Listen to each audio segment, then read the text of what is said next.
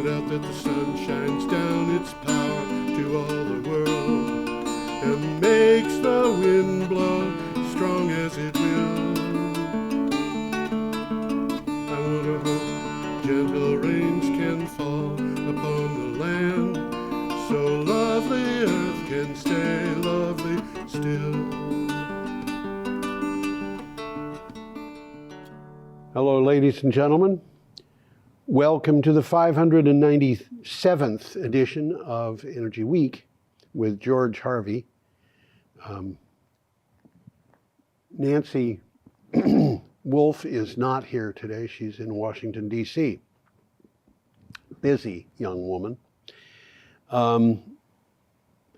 This edition of Energy Week starts on Thursday, October 24th.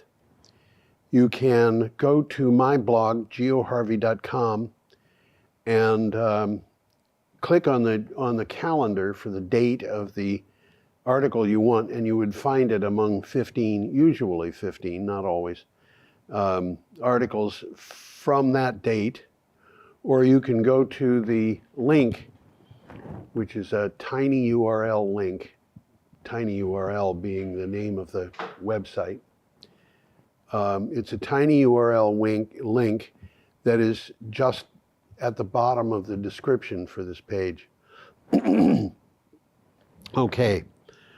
We are starting with a picture of wind turbines.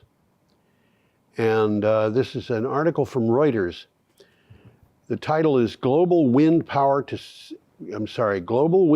Set to Grab Record Share of Electricity Market. Global wind power electricity generation could set a record in 2024 as wind comes in the northern hemisphere, as winter comes in the northern hemisphere, and wind speeds pick up for many of the world's wind farms. This could help wind power grab a record high share of the world's electricity generation market. Now, this, there are certain things that just happen. And with the amount of wind power, solar power that's being added every year, we're going to be setting new records, probably close to every year, if not every year. So this should not be a surprise, but it is something that could happen. And wind power generally produces more electricity during the winter than it does during the summer. So it's not a surprise. By the way, it's not just during the winter and the summer. It's also at night. It produces more wind than the wind speeds are faster at night than they are during the daytime. This makes wind power a pretty good generating technology to go along with solar. When the solar power is producing its highest during the summer, during the daytime, the wind is at its lowest. When the solar power is producing nothing at night, especially during the winter when the nights are longer, wind power is producing more. So they balance each other out to an extent. Add batteries to that and you've got something that'll do something for you. Okay, the next item that we have, this is a picture of an aircraft engine. It's a special aircraft engine. Okay, I'm going to read the title. A superconducting aircraft motor from Airbus and Toshiba thanks to hydrogen. Toshiba and Airbus are entering into a partnership to develop a prototype aircraft engine. Hydrogen needs to be cooled to 253 degrees below 0 Celsius to turn it into a liquid. At such low temperatures, some materials become superconductors, so why not use that cold in the engine? I want to read you a few things about hydrogen. The boiling point of hydrogen is 20.27 degrees Kelvin. Excuse me.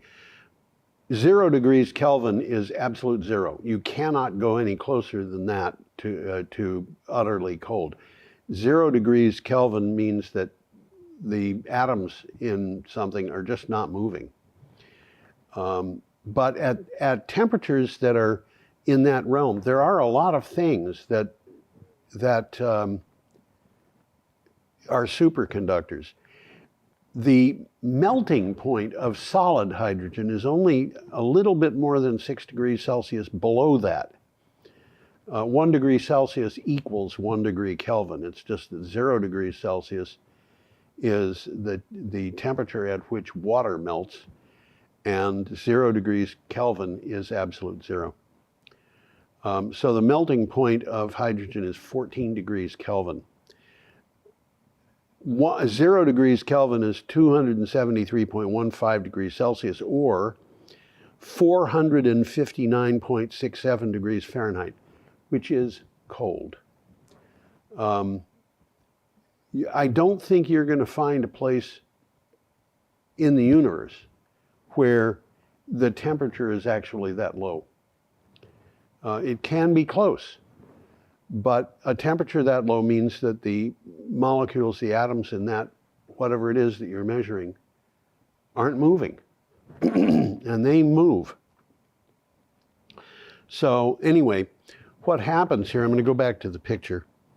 What happens here is the main part of this engine, where it says Toshiba, Airbus up next, in the middle there, the Toshiba is in the white part, Airbus up next is in a black shield looking thing above it. In order to use that hydrogen, which is being used to generate electricity, which means that it's probably being used in a fuel cell. But in order to use that hydrogen, it's got to be warmed up. And what is happening here is that the hydrogen is being run past the engine to cool it off, which means that the engine is putting up no resistance to the electricity at all, because it's going to be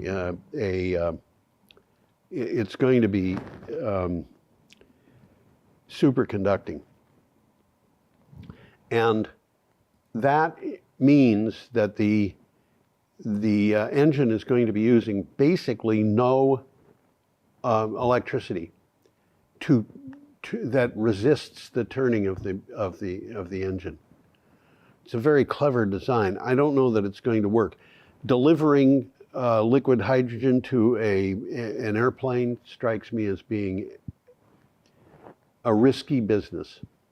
Hydrogen, aside from the fact that hydrogen is extremely active chemically, when it is that cold, well, things can break because it's cold. Cold is something that is, you know, when you get that close to absolute zero or that far below 0 Celsius, you can get into areas where just a minor problem can develop into a crack. And I would not want to have hydrogen blowing around loose. It's extremely active. Anyway, I should go on.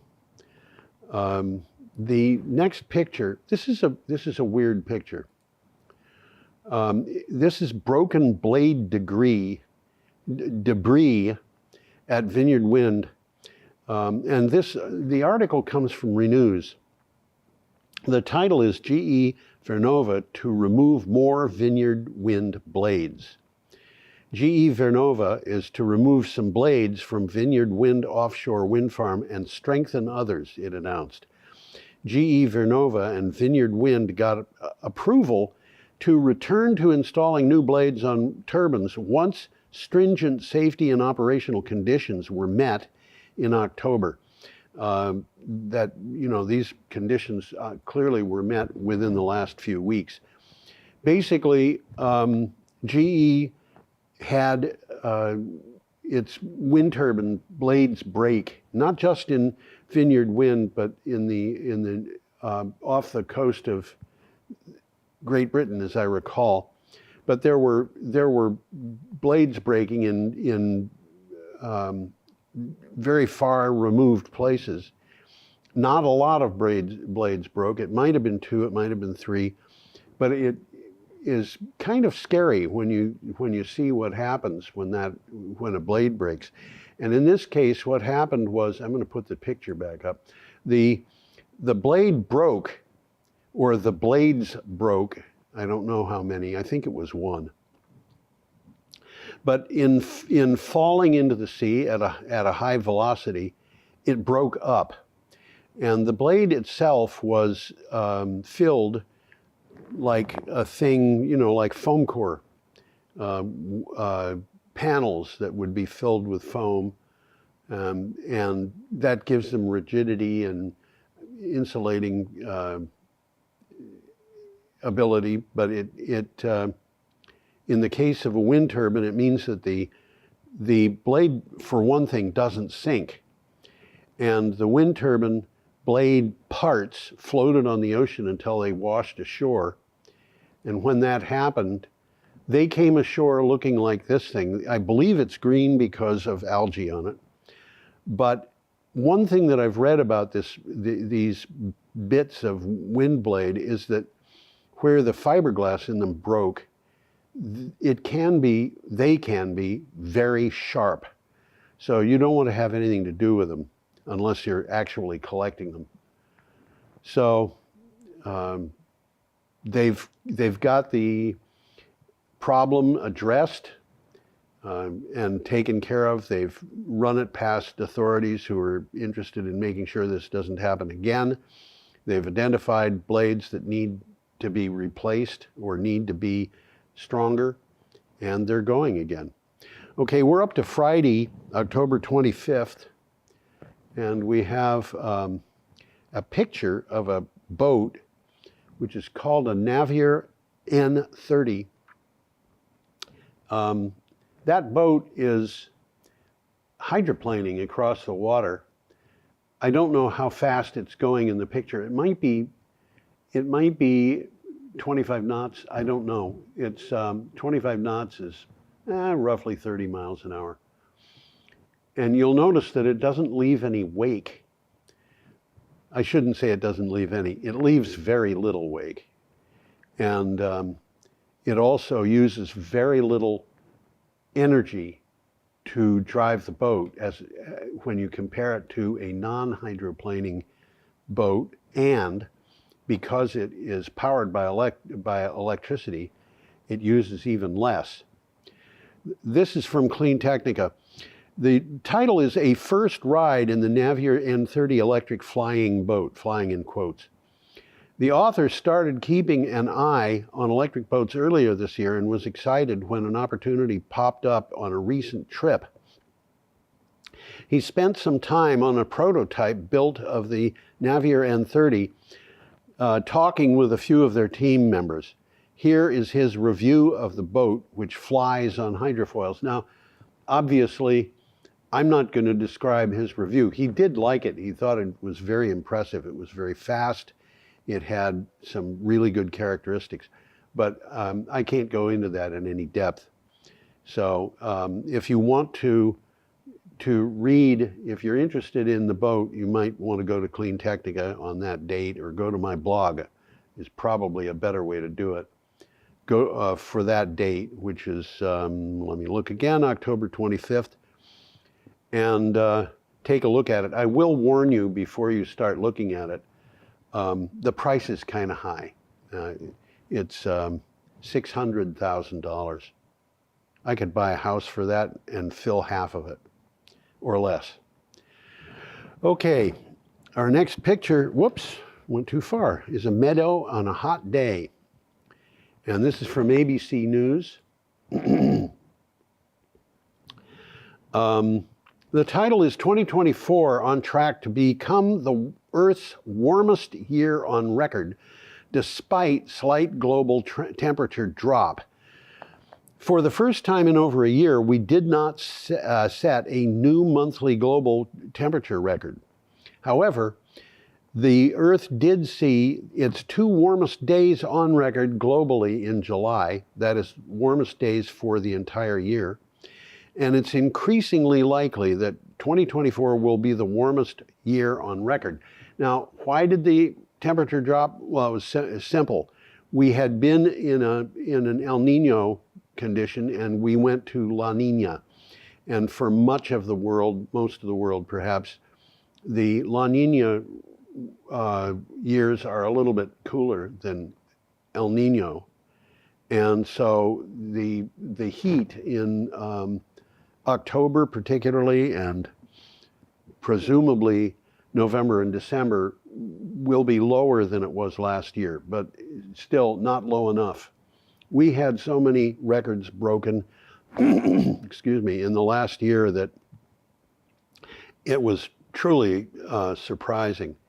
We went 13 months in a row, every month the hottest month of that name on record, which means that we had 2 months that were breaking records that were just 1 year old. And of the most of the hottest years on record, the 10 hottest years, all of them were in the last 10 years. So there's no question in my mind at all that climate change is happening.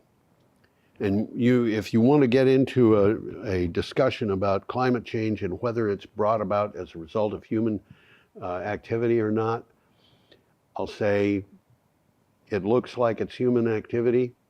There are peer-reviewed papers that say that it isn't, but I'm not convinced by them, and in some cases they're written by people who have done some pretty shady practices in producing their papers. Now, the next item is a picture of a cornfield with a barn in the background. This is from ABC News, and the title is How Crops Will Fare with 45 of the United States Experiencing Drought. About 77% of mainland US is abnormally dry, and almost half is in drought. Now, abnormally dry does not mean that you're in drought. You can be abnormally dry, but just a little bit abnormally dry. When you take that and dry it out more, you're in drought, or you get into drought. US Drought Monitor shows this. Nevertheless, a lot of crops in regions that harvest in the fall had good growing conditions last summer, and the crops are already being harvested. In other words, we were getting into harvest condition as this dryness and drought spread. So the crops were already ready they were all ready to be harvested. They did not need more water, so the drought didn't damage them. What's going to happen next year? I don't know. We'll just have to see. This particular story, however, is mostly about weather modification. And it might be interesting for those who are interested in weather modification and whether it is being done. You see these contrails all across the sky very often. And I've actually been involved in making the chemicals that are used in weather modification, particularly silver iodide. You can use silver iodate. There are other chemicals you can use. What they do is they produce a very small amount of for example, silver iodide, and they dust it out of a plane. I can say that when they're high enough to affect the clouds with this material, they're generally in clouds, and so you can't see it. And even if they did it in the amounts that they're doing in beautiful clear air, you wouldn't see a chemtrail because they're not throwing enough out to produce a visible trail. Silver iodide is very, very expensive, and they want to put out a tiny amount. It's milled very, very fine, as I can tell you. I've probably got some in my lungs from running mills 50 years ago. But, and there may be something being put out. Those contrails may have something in them that is not good. I don't know. But this particular article in ABC News has a video with it that talks about weather modification and chemtrails and shows how it's done and says, I will remind you that I said I used to make the chemicals that were involved in this. This was not done as a secret, but it was done 70 years ago or more, as a matter of fact. I don't know when weather modification using chemicals started, but it was done a very long time ago. And the weather patterns that you see where there's something behind a plane that looks like a cloud is demonstrably not a chemtrail, a trail of chemicals in many cases. It could be a chemtrail in some cases, but it's demonstrably not in many. And one way to tell is if the condensation trail starts behind the engines of an airplane, and you don't see it going all the way up to the engines, it means that it's coming out of the engines as an invisible gas, and then condensing and freezing so that you have a trail of extremely fine ice. And those trails will last for hours. In fact, I've seen pictures of them, the pictures taken from space, where you can see them taking off in the UK and coming all the way to the United States, or vice versa. I don't know which it is, but they're there.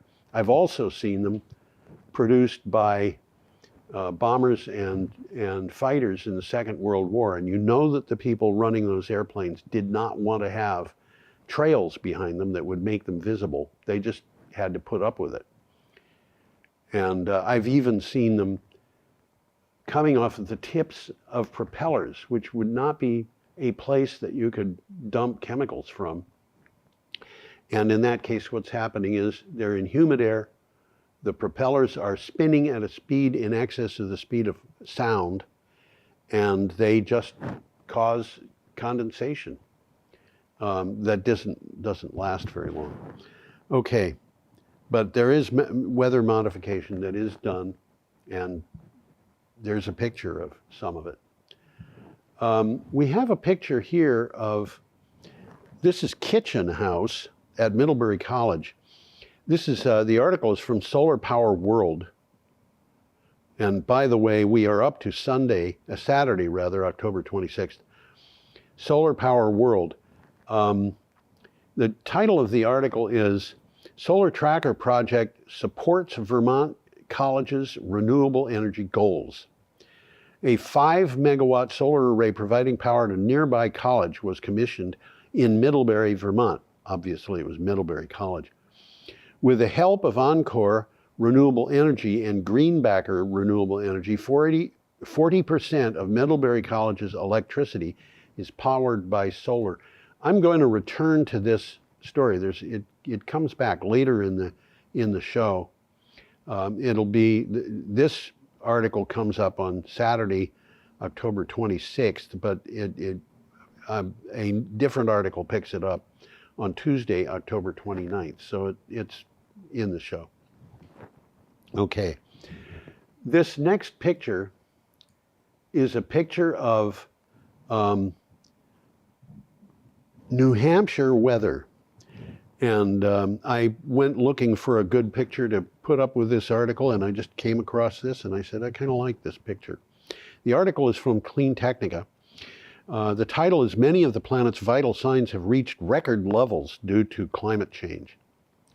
Without new measures that will start delivering immediate reductions, the world is on course to have its temperatures increase 2.6 to 3.1 degrees Celsius over the course of this century.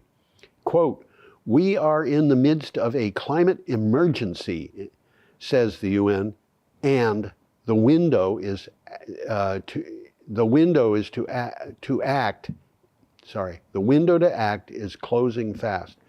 The story that we have here is that we're getting very close to the point where we have to do something about climate change, or we're going to be in deep trouble. And right now, as fast as the work is that we're doing, and it's showing up as really fast work in many places, as fast as that work is, it's only about half the speed that we are doing it. I want to point something out here, and that is dealing with climate change means employing a lot of people. And we're going to have to go into debt to do that, but it's going to happen during a time, if it's done right, it's going to happen during a time when a lot of people are employed, and it's going to be good economic conditions based on that. Okay, we have a picture of a flood. I've used this picture before. It shows cars that got flooded. This is from CNN. The title is "Unprecedented Number of Flood Emergencies Have Ravaged the United States. It's a Warning of Things to Come." Flash flood emergencies are quite rare, accounting for about 1% of flash flood warnings since 2019. An unprecedented 91 flash flood emergencies have been issued by the National Weather Service this year, more than in any other year. And I took a look at the number of warnings that had been issued in the last few years, and what I saw was that for the last 6 years, each year there were more than there had been the year before. We've had problems with flash floods probably since there were no Europeans in North America. The town that I was born in Kansas, the central part of the town was torn up very badly by a flash flood. And I think that was in the 1950s, early 1950s. I saw a flash flood once. It was a really impressive thing to see. It happened because the Housatonic River had 2 feet of ice on it, and the ice broke up and started to move, and then it made an ice jam. And I think it only took a very short time to have that river rise over its banks, putting ice flows in the middle of fields on the fields that were next to the river. Very impressive sight, but you know, again, that was maybe 1960. Okay, we have a picture of wind turbines. This is from Data Center Dynamics. I don't know anything about that, but the title is U.S. renewable output triples since 2014. Well, they're putting in renewable infrastructure, generating stations very fast, and that is the result. Environment America released its Renewables on the Rise report, focusing on the growth of the U.S. renewable sector. The report shows that the U.S. is now producing over 3 times as much power from renewables as it did in 2014. Texas, California, Iowa, Oklahoma, and Kansas are the leading states. And I want to point out here that if you think about it, California is probably a blue state. Texas, Iowa, Oklahoma, and Kansas. All of the other states in here are red states. They are states with a majority Republican voters, Republican governors, Republican legislatures, and they are benefiting from jobs and from electricity. This is particularly true in Texas, where there were no shutdowns over the summer because of hot weather, unlike previous years. And I don't expect that there will be during the winter. There may be because of cold, but their electric power systems are getting more reliable because they use solar and wind energy. Okay, we are up to this. I like this picture. This is a group of people introducing an electric tractor. Obviously not a garden tractor. This is from Clean Technica. The title is Volkswagen Group Africa launches multifunctional facility in Africa with electric tractors. As solar mini grids are put up in Africa, it is possible for electric vehicles to be powered by them. Volkswagen Group Africa announced that operations at its multifunctional facility in Rwanda have started. It will pilot modern farming with electric tractors, among other things. Now, basically what this means is that people who live in non-wealthy parts of Africa they don't have to import oil or gasoline or anything else to provide power for this tractor. And in fact, this tractor is far less likely to break down and need maintenance than tractors that have, for example, diesel engines or gasoline-powered engines, because diesel and gasoline engines are far more complicated than electric motors. But they can generate the electricity for these tractors locally. So they can get local power and operate in their fields on local power. And this makes them far more independent. This tractor is being built in Africa. I don't know how many internal combustion tractors are made in Africa. It's possible there's none. I don't know. But this particular tractor is being introduced in a factory in Rwanda, and I don't usually think of Rwanda as a place for factories. Okay, our next picture, this is a picture of New Orleans, and the building that is almost in the center of the picture, a little bit above center, is the Louisiana Superdome. This is from MSN. The picture is not, but the article is from MSN. The title of the article is 5 U.S. cities most at risk for climate change disasters. Buying a home in 2024 takes a lot more consideration than ever before. Climate risk has to be evaluated. It has become a serious factor when making a large purchase like a home, a car, or even booking a vacation place to go to for vacation. Here are 5 cities in the U.S. that are at risk. Now, one of those cities clearly is New Orleans, and I don't, unfortunately, have the others listed. But one thing that I can tell you is, as I read this, I was surprised by what I was reading.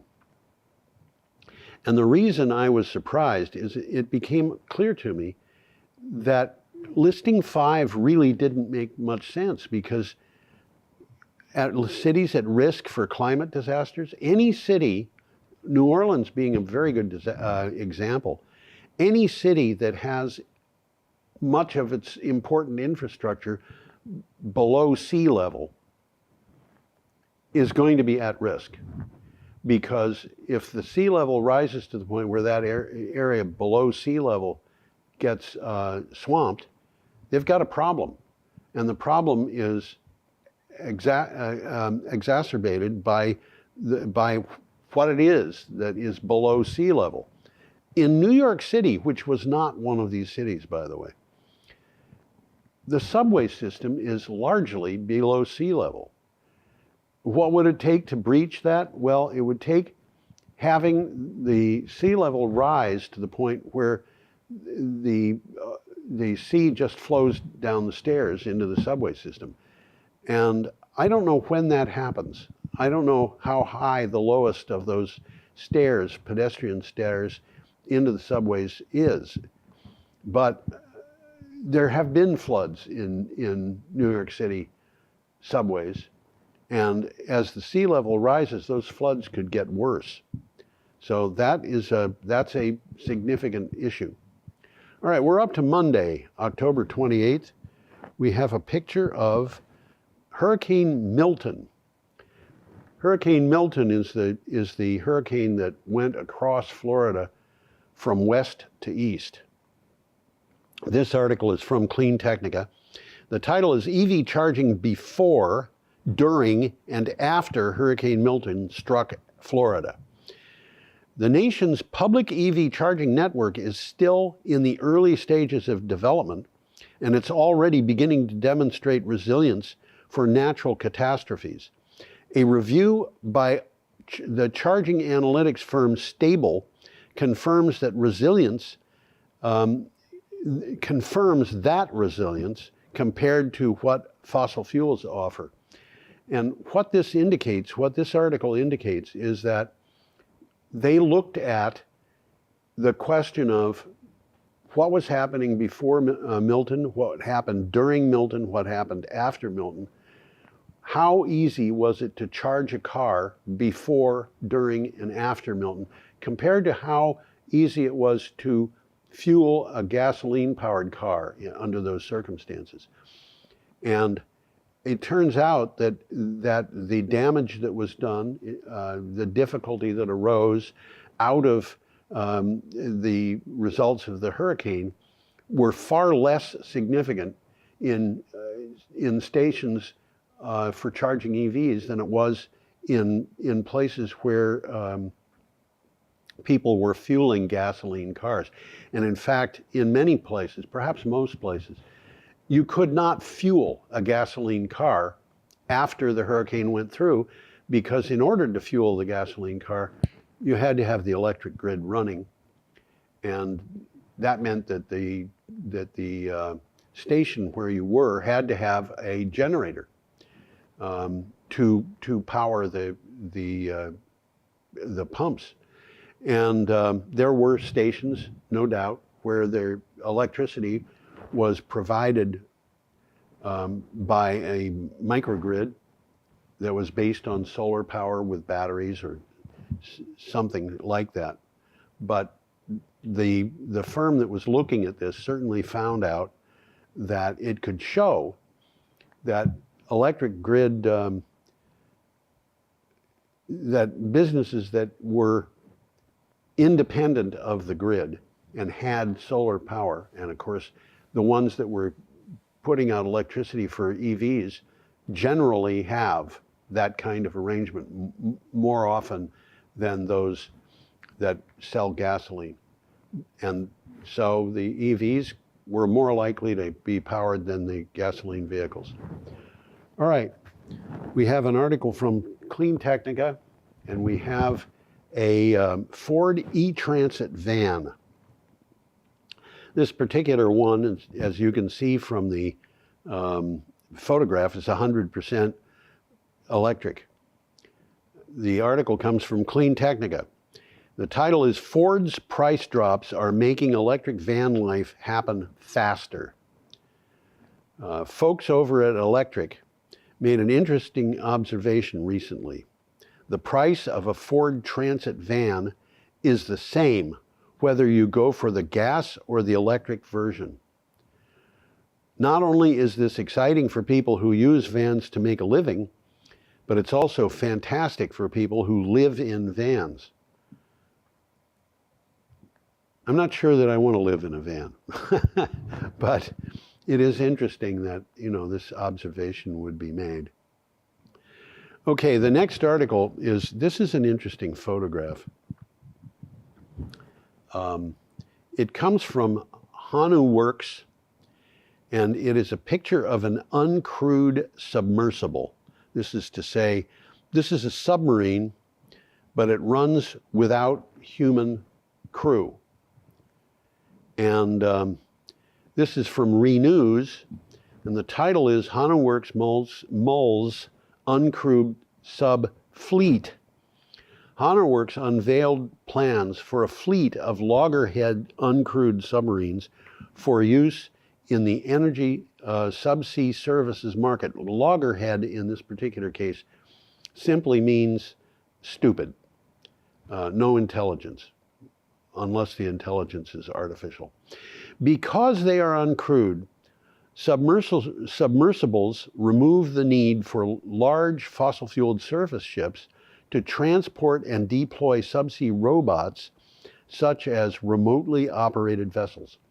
So what they're doing is they're starting to put these, they're putting these things out at sea, and excuse me, they are communicating with the submersible by whatever system they might want to use, which can include a towed cable. There are other ways of doing things, but they are using these submersibles to do things like inspect submarine electric cables, submarine gas lines, and so forth. So we're seeing an advance in that respect. Okay, we're up to Tuesday, October 29th, and this is a rather pretty picture, I think. It's a picture I found at Unsplash, and it's just a tree. The article is from CNN, and the title of the article is "More than 1 in 3 tree species are at risk of going extinct." And this is according to analysis. The world's trees are in critical danger, with a staggering number of trees species teetering on the brink of extinction, according to a global analysis.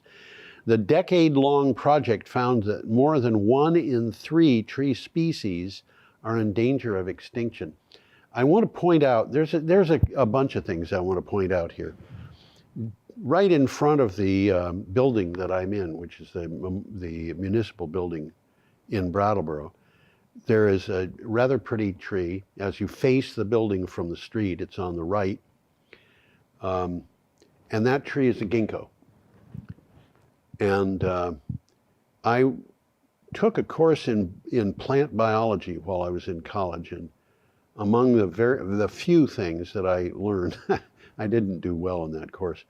One of the things that I learned from the professor was that there was a Chinese monk who found a tree in a valley, or a set of trees in a valley. They were ginkgo trees. He was an expert on plant biology, and he had never seen a plant that looked like this before. Not the one in the picture. The one in the picture is not a ginkgo. But he took the samples, young trees, potted, took them to the emperor's court and gave them to the emperor. And the emperor really liked it and gave him some sort of reward. But all ginkgo trees worldwide are descendant of trees from that one valley. Ginkgo trees used to be the majority of flowering trees in the world. And what drove them nearly to extinction, I don't know. But they lived in that valley for millions of years after being nearly driven to extinction. And they survived, and now they're all over the world. And they have certain characteristics that are very good. They're very resistant to pollution in cities and things like that. Another thing that I would say is that 1 in 3 species is not the same as 1 in 3 trees. This is not to say that a third of our trees are going to die. What it says is that the species that have the smallest populations are the ones most at risk. So you're not going to see things go bad all over. But nevertheless, the world's trees are in critical danger, with staggering number of tree species teetering on the brink of extinction.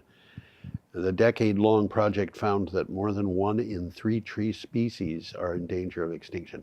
Some of those, if they die, will be important. They will be a big loss. And other trees will be reduced in population, and that will be a big loss. Talk to farmers in southern Vermont and find out how well they're doing with maple syrup these days. We're going to have to adjust the way we live. Now we're up to that article that I told you was coming about Middlebury College. This is from Clean Technica. The title is Middlebury College Embraces Solar Power While Others Dither. Vermont's Middlebury College is a leader among American colleges and universities in sourcing electricity from renewable energy alternatives such as wind and solar power. In the meanwhile, other colleges line up to get money from the fossil fuels industry.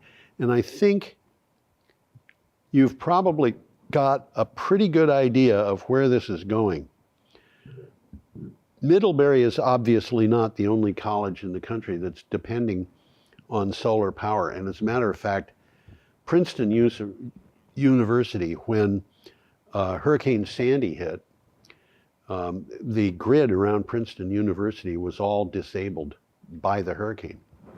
Princeton had a large number of buildings that were on microgrids that were supplied with electricity from solar arrays, and those buildings that were continued to function normally. And they, in addition to that, provided power to people who needed it for doing things like charging cell phones and things of that nature. This is important. And that was quite a while ago, and Middlebury is way behind Princeton in that particular instance. But there were there are a lot of universities and colleges that are getting money from fossil fuels. And by the way, that money is going to run out. You can predict that, I think pretty clearly predict it, because it's not just that it's a fossil fuel that we have to stop using. It's a fact that the fossil fuels themselves as assets in the ground are going to run out. And I don't know how long they will continue to be used, but they will not last forever. So, so much for that, I guess. The next item that we have is from Renews. We have a map. And this map, if you look at it, you can see that at the top is the lower part of Maine. New Hampshire, the coast of New Hampshire is all there. Nashua, Manchester, and Concord are off in the left. It certainly doesn't get anywhere near the Connecticut River.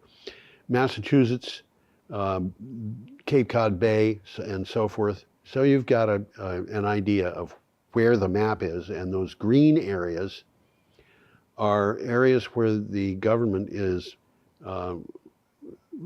planning to auction areas. The government is planning to auction the areas in green for use for wind farms. The title is 13 Gigawatt Gulf of Maine Auction to Get Underway. Now, this article regards all of that area as Gulf of Maine. The U.S. Bureau of Ocean Energy Management is holding a lease auction for 8 areas off Maine and Massachusetts that can host a total of around 13 gigawatts of offshore wind projects. The zones cover 827,886 acres, and I'm not going to count them, of Gulf of Maine, and lots ranging from 93,756 acres to 116,363 acres each. Now, those areas, that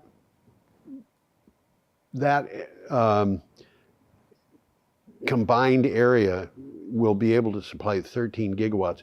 Offshore wind power has a higher capacity factor than onshore wind power. Onshore wind power, you're talking about capacity factors of 30 to 35%. Offshore wind capacity factors typically range from 40 to 50%, a little bit higher even. So you compare this with nuclear power, and I would say this is like 6 to 7 large nuclear power plants being put up at a cost that is a whole lot lower than 6 to 7 large nuclear power plants. And you know, nuclear power is not as reliable as we would like to think of it being. Okay, we're up to Wednesday, October 30th, and we have a picture of things we might want to lose.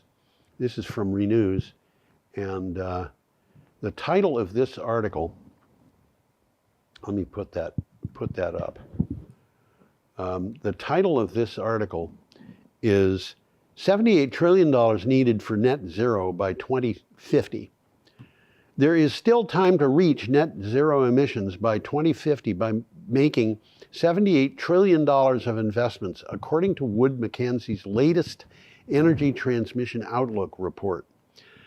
Though a set of global shocks likely puts 2030 targets out of reach.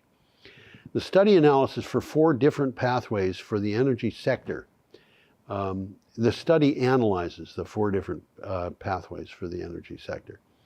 Basically, what this is saying is that we can still do it. We can still get to net zero by 2050. The problem is we've got to do the work. And if we don't do it, and that includes investing $78 trillion, it's not going to get done. So that is something to bear in mind. And we have to do the work. Okay, we have our next item. I'm going to put this up. And you can see, this is the sky. And on that sky is a line of little streaks. Those streaks are satellites that were put up by Elon Musk.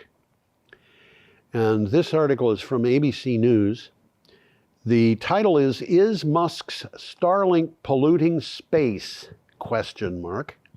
Researchers call for the FCC to pause launches. I had a kind of a negative response to that title when I first read it. I actually still do. As Elon Musk's Starlink is launching an internet network of thousands of satellites, by the way, thousands is 12,000 satellites he's putting up.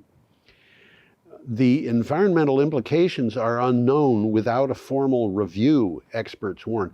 In other words, he's putting up 12,000 satellites and nobody bothered reviewing what effect this would have on Earth. More satellite launches lead to more damaging gases and metals in the atmosphere. This is something that I find genuinely disturbing. When we are having an effect, like launching a satellite, has effects on our environment, we should know what those effects are. Launching 12,000 satellites is releasing a lot of pollution.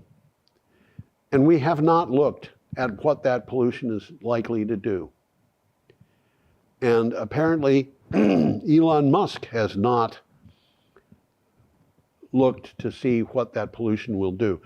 Now, I've got a note here that says, the experts issuing the warning are space researchers, not atmospheric researchers. They are concerned about the impacts of the 12,000 new satellites on the atmosphere.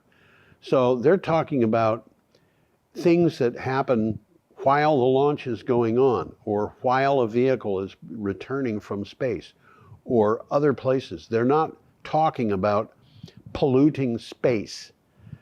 This is a little bit more complicated than that, and I'm glad that it was explained in the article, because it was explained, but it was not explained as well as it should be. Okay, our last article is from Clean Technica, and this is a data center. It's a Google data center. The title is Ohio Public Utility Commission to consider proposed higher minimum payments for data centers. Data centers use huge amounts of electricity, and artificial intelligence makes the situation worse. Didn't say so at this point, but I should mention, yes, artificial intelligence makes the situation worse, and so does Bitcoin mining.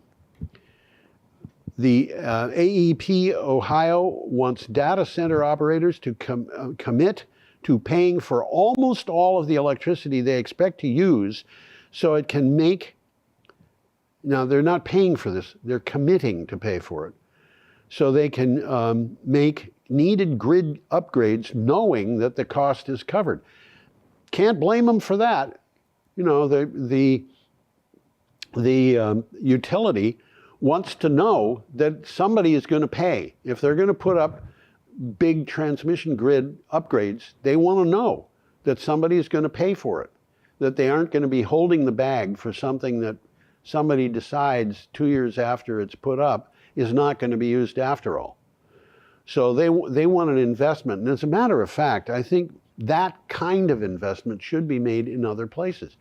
And it would be logical to do that. For example, if you're going to build a nuclear power plant, regardless of whether it's for general use or a Bitcoin operating mining area or a data center or artificial intelligence or whatever, if you're going to be putting up a nuclear power plant